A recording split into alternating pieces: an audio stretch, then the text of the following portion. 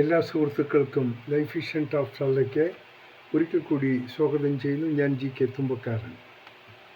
കഷ്ടിച്ച് 7 മണിക്കൂർ മാത്രമാണ് ഇനി അവശേഷിക്കുന്നത്. അത് കഴിയുമ്പോൾ കേരള ജനത അവരുടെ വോട്ട് രേഖപ്പെടുത്താൻ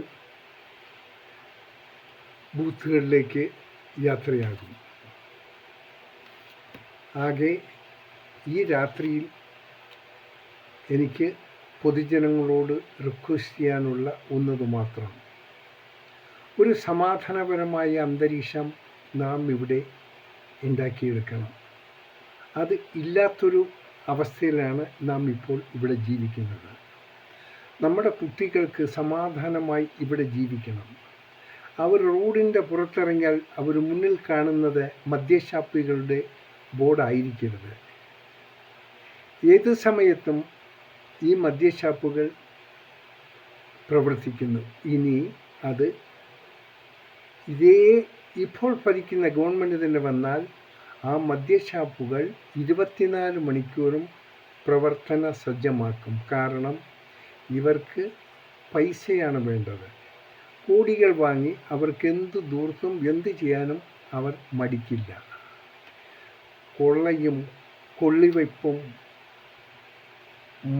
എന്ത് രീതിയിലുള്ള അട്ടഹാസങ്ങൾ കാണിച്ചാലും അത് പാർട്ടിക്കാർ തന്നെയാണ് കാണിക്കുന്നത്. അവർക്കുള്ള എല്ലാ സംരക്ഷണവും പാർട്ടിക്കാർ കൊടുക്കുന്നു.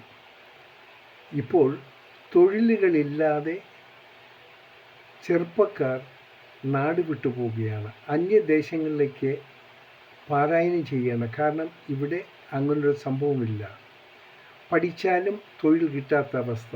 തൊഴിൽ ആവശ്യത്തിനുണ്ട് എങ്കിൽ തന്നെയും അത് പാർട്ടിക്കാർ പിൻവാതിലിൽ കൂടി അവയെല്ലാം കരസ്ഥമാക്കിയിരിക്കുന്നു. സത്യസന്ധമായ യാതൊന്നും ഇവിടെ നടക്കുന്നില്ല. സത്യസന്ധമായ ഏത് ഉദ്യോഗസ്ഥരുണ്ടായിരുന്നാലും അവരെ കൊന്നുകളയും, അല്ലെങ്കിൽ അവരെ തകർത്ത് കളയും, അല്ലെങ്കിൽ അവരുടെ ജോലിയെ തന്നെ തടസ്സപ്പെടുത്തി അവരെ മാനസികമായി ഉപദ്രവിക്കുന്ന ഒരു സ്ഥാനത്തേക്ക് മാറ്റപ്പെടും. ഒന്ന് ചിന്തിക്കുക. 10 വർഷം നാം അനുഭവിച്ച വേദനകൾ പറയാൻ ഒത്തിരി കാര്യങ്ങളുണ്ട്. അതായത് ഒന്നും നമുക്ക് നല്ലത് പറയാൻ ഇവിടെ ഒന്നും ഉണ്ടായില്ല. ആകെ ഉണ്ടായിട്ടുള്ളത് കള്ളി ഷാപ്പുകളെ കുറിച്ച് കൂടുതൽ തുറന്നു കൊടുത്തു. മയക്കുമരുന്ന് നല്ല രീതിയിൽ അനായാസം വിതരണം ചെയ്യാനുള്ള സംവിധാനമുണ്ടായി. പാർട്ടിക്കാരുടെ വണ്ടികളിൽ തന്നെ അനായാസം അത് സപ്ലൈ ചെയ്യാനുള്ള വെഹിക്കിളും പാർട്ടിക്കാർ കൊടുക്കുന്നു.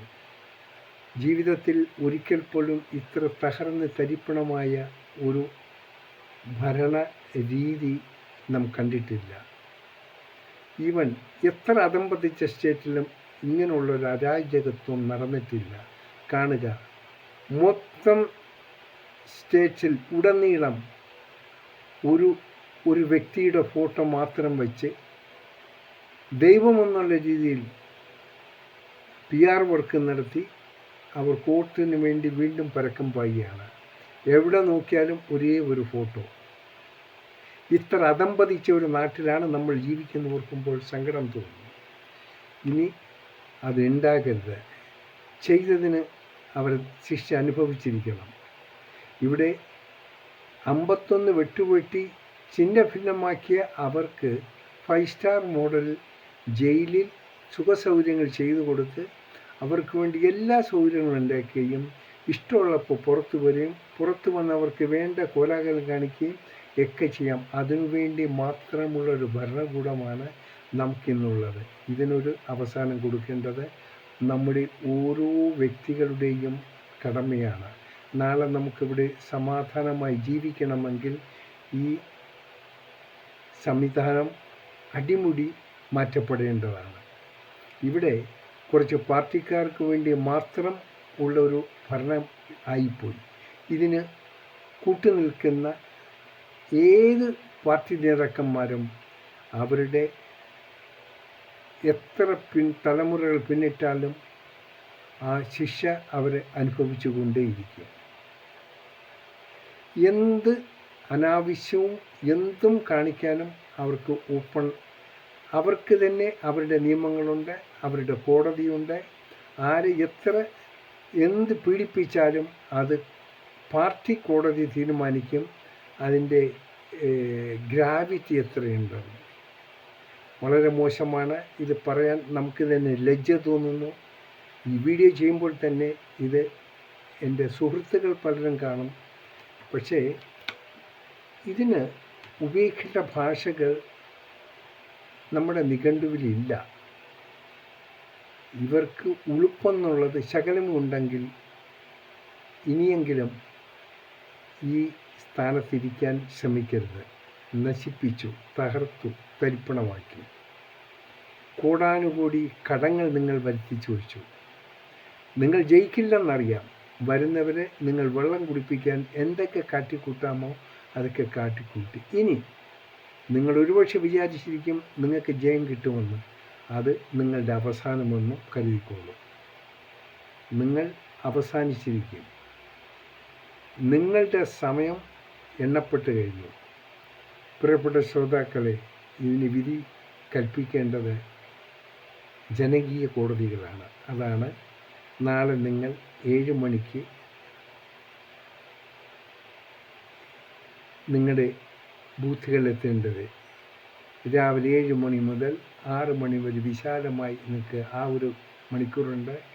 ശരിക്കൊന്ന് ചിന്തിക്കുക, ആലോചിക്കുക, ബൂത്തിലേക്ക് പോവുക. നിങ്ങൾ വിധി എഴുതുക. നിങ്ങൾ വിധി എഴുതുമ്പോൾ ഒന്ന് ചിന്തിക്കുക. നിങ്ങളുടെ കുഞ്ഞുങ്ങളെയും നിങ്ങളുടെ കുടുംബത്തെയും നിങ്ങളുടെ പരിസരത്തെയും ഒന്ന് നിങ്ങൾ ഓർക്കുക.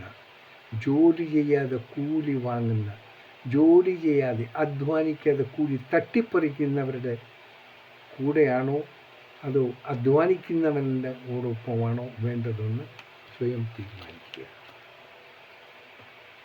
എനിക്ക് നാളത്തെ ദിവസം കഴിഞ്ഞാൽ ഇങ്ങനെയുള്ളൊരു സംസാരം ഉണ്ടാക്കാൻ പറ്റിയില്ല. സോ നിങ്ങളും നിങ്ങളുടെ സുഹൃത്തുക്കളും ചിന്തിക്കുക, ആർക്കാണ് എന്താണ് ചെയ്യേണ്ടത്.